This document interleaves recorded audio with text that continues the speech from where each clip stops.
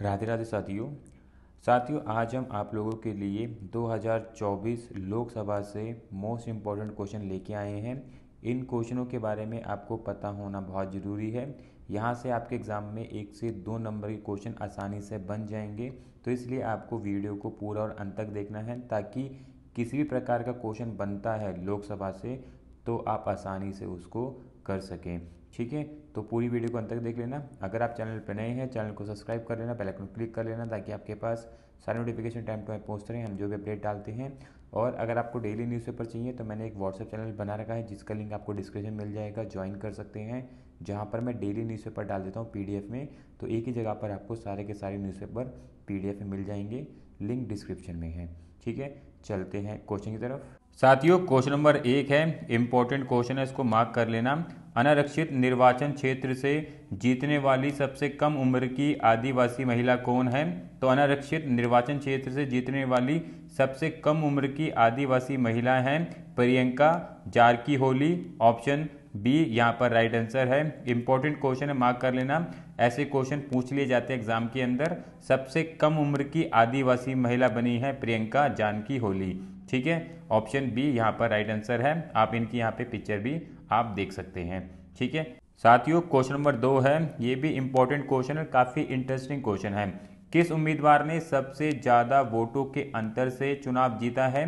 तो सबसे ज़्यादा वोटों के अंतर से चुनाव जीता है शंकर लालवानी ने। ऑप्शन सी वाला यहाँ पर राइट आंसर है। तकरीबन 10,08,000 वोटों के अंतर से इन्होंने चुनाव जीता है, और ये भाजपा के प्रत्याशी हैं और मध्य प्रदेश से ये आते हैं। तो सबसे ज़्यादा वोटों के अंतर से जीतने वाले एमपीए बने हैं। ठीक है, इंपॉर्टेंट है, ध्यान रखना है आपको ये क्वेश्चन भी। 10,08,000 वोटों के अंतर से जीते हैं ये शंकर लालवानी। ऑप्शन थर्ड यहाँ पर राइट आंसर है। ठीक है साथियों, क्वेश्चन नंबर 3 है, ये भी इंपॉर्टेंट क्वेश्चन है, काफ़ी इंटरेस्टिंग क्वेश्चन है ये भी। निम्नलिखित में से किस उम्मीदवार ने सबसे कम मतों के अंतर से चुनाव जीता है?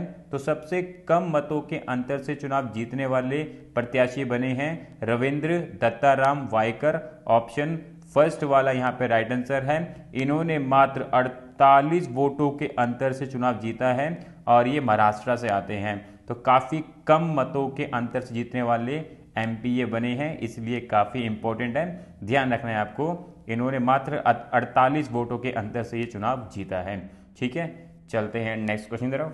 साथियों, क्वेश्चन नंबर 4 है, एनडीए ने लोकसभा चुनाव 2024 में कितनी सीटें जीती हैं? तो एनडीए ने लोकसभा चुनाव 2024 में 293 सीटें जीती हैं। ऑप्शन थर्ड वाला यहाँ पर राइट आंसर है। इंपॉर्टेंट है, ध्यान रखना है, ऐसे क्वेश्चन भी एग्जाम में पूछ लिए जाते हैं।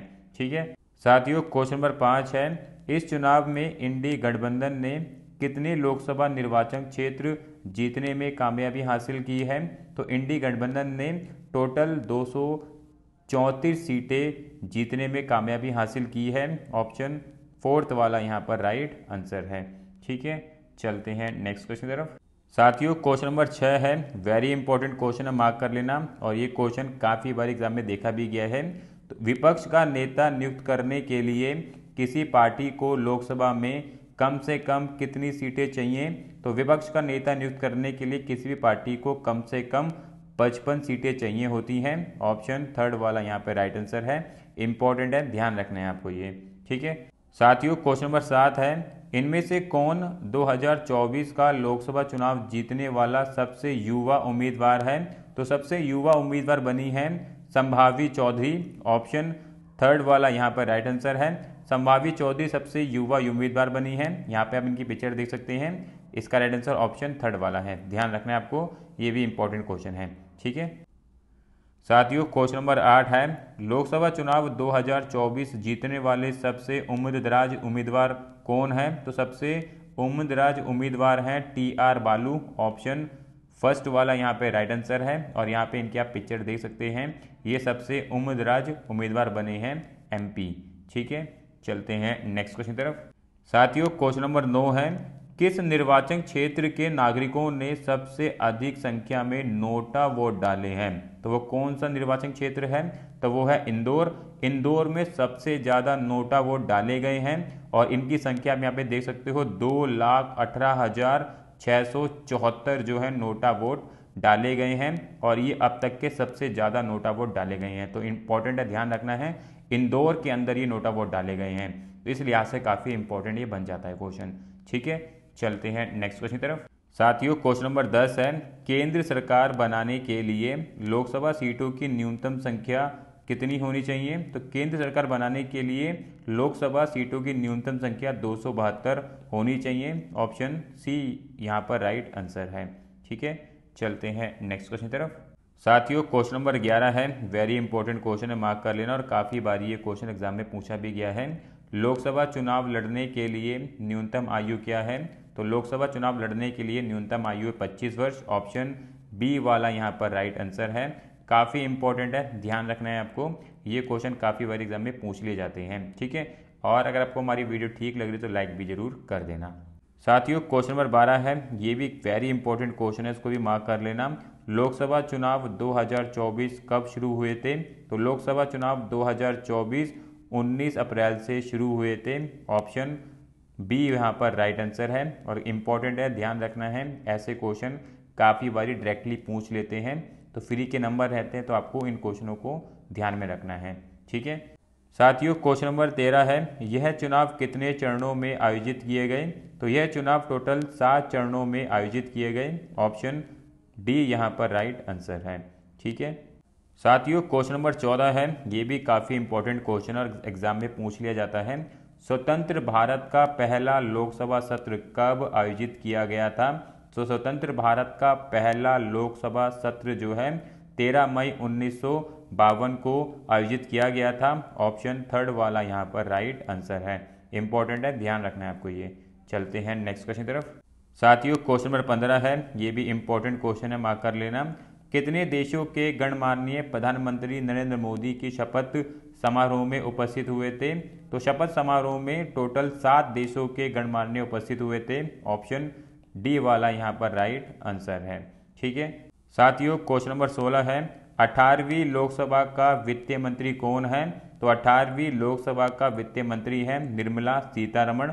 ऑप्शन थर्ड वाला यहाँ पे राइट आंसर है। जो 17वीं लोकसभा के वित्त मंत्री थी वो ही इस बारी भी 18वीं लोकसभा की वित्त मंत्री बनी है। ठीक है साथियों, क्वेश्चन नंबर 17 है, 18वीं लोकसभा का रक्षा मंत्री कौन है? तो 18वीं लोकसभा का रक्षा मंत्री है राजनाथ सिंह। ऑप्शन बी वाला यहाँ पर राइट आंसर है। ठीक है, चलते हैं नेक्स्ट क्वेश्चन की तरफ। साथियों क्वेश्चन नंबर 18 है, 18वीं लोकसभा का गृह मंत्री कौन बना है? तो 18वीं लोकसभा का गृह मंत्री है अमित शाह। ऑप्शन डी वाला यहाँ पर राइट आंसर है। ठीक है साथियों, क्वेश्चन नंबर 19 है, 18वीं लोकसभा का सड़क परिवहन और राजमार्ग मंत्री कौन बने हैं? तो सड़क परिवहन राजमार्ग मंत्री बने हैं नितिन गडकरी। ऑप्शन ए यहाँ पर राइट आंसर है। ठीक है साथियों, क्वेश्चन नंबर 20 है और वेरी वेरी इंपॉर्टेंट क्वेश्चन है, मार्क कर लेना, ये क्वेश्चन आने के पूरे चांसेस होंगे एग्जाम के अंदर। 18वीं लोकसभा का स्वास्थ्य एवं परिवार कल्याण तथा रसायन एवं उर्वरक मंत्री कौन है? तो ये मंत्री बने हैं जगत प्रकाश नड्डा। ऑप्शन फोर्थ वाला यहाँ पे राइट आंसर है। इंपॉर्टेंट नाम है, ध्यान रखना है आपको ये। ठीक है साथियों, क्वेश्चन नंबर 21 है, ये भी वेरी इंपॉर्टेंट क्वेश्चन है क्योंकि नया नाम है, तो ध्यान रखना है आपको। 18वीं लोकसभा का कृषि किसान कल्याण और ग्रामीण विकास मंत्री कौन है? तो कृषि किसान कल्याण और ग्रामीण विकास मंत्री हैं शिवराज सिंह चौहान। ऑप्शन फोर्थ वाला यहाँ पर राइट आंसर है। इंपॉर्टेंट नाम है क्योंकि ये नए मंत्री बने हैं कैबिनेट के अंदर, तो इसलिए बहुत ज़्यादा इंपॉर्टेंट हो जाता है, ये आपको ध्यान रखना है। ठीक है, चलते हैं नेक्स्ट क्वेश्चन की तरफ। साथियों क्वेश्चन नंबर 22 है, ये भी इंपॉर्टेंट नाम है, ध्यान रखना है आपको। 18वीं लोकसभा का शिक्षा मंत्री कौन है? तो 18वीं लोकसभा का शिक्षा मंत्री हैं धर्मेंद्र प्रधान। ऑप्शन सी वाला यहाँ पर राइट आंसर है। ठीक है, चलते हैं नेक्स्ट क्वेश्चन की तरफ। साथियों क्वेश्चन नंबर 23 है, 18वीं लोकसभा का विदेश मंत्री कौन है? तो 18वीं लोकसभा का विदेश मंत्री हैं एस जयशंकर। ऑप्शन थर्ड वाला यहाँ पर राइट आंसर है। ठीक है, चलते हैं नेक्स्ट क्वेश्चन की तरफ। साथियों क्वेश्चन नंबर 24 है, 18वीं लोकसभा का रेलवे सूचना एवं प्रसारण तथा इलेक्ट्रॉनिक्स एवं सूचना प्रौद्योगिकी मंत्री कौन है? तो ये मंत्री बनाया गया है अश्विनी वैष्णव को। ऑप्शन सी यहाँ पर राइट आंसर है। ये भी एक इंपॉर्टेंट नाम है, ध्यान रखना है आपको। ठीक है साथियों क्वेश्चन नंबर 25 है, 18वीं लोकसभा में कितने कैबिनेट मंत्रियों और राज्य मंत्रियों ने पद की शपथ ली है? तो ये संख्या जो है वो 71 या 72 है, आपको ध्यान रखना है। तो इसी के आसपास ये संख्या है, तो टोटल 71 या 72 कैबिनेट मंत्रियों और राज्य मंत्रियों ने पद की शपथ ली है। ऑप्शन यहाँ पर डी वाला राइट आंसर है। ठीक है साथियों, तो यहाँ पर हमने टॉप 25 क्वेश्चन देखे हैं। लोकसभा हाल ही में इनके चुनाव खत्म हो चुके हैं, मंत्रियों को उनके पद दे दिए गए हैं। तो आपको ध्यान रखना है, यहाँ से आपके 1 से 2 क्वेश्चन बनने की संभावना रहेगी। तो इसलिए इस वीडियो को सेव करके रख लेना, ताकि आप इसको 1 से 2 बार रिवीजन कर सकें और कोई भी क्वेश्चन बने तो आप इजीली अटेम्प्ट कर लें। और अगर आपको डेली न्यूज़पेपर चाहिए तो मैंने एक व्हाट्सएप चैनल बना रखा है, जिसका लिंक आपको डिस्क्रिप्शन में मिल जाएगा, जहाँ पर मैं PDF में न्यूज़पेपर डाल देता हूँ। अगर आपको डेली न्यूज़पेपर चाहिए तो लिंक डिस्क्रिप्शन में है, मेरे व्हाट्सएप चैनल का ज्वाइन कर सकते हैं। ठीक है, मिलेंगे नेक्स्ट वीडियो में। राधे राधे।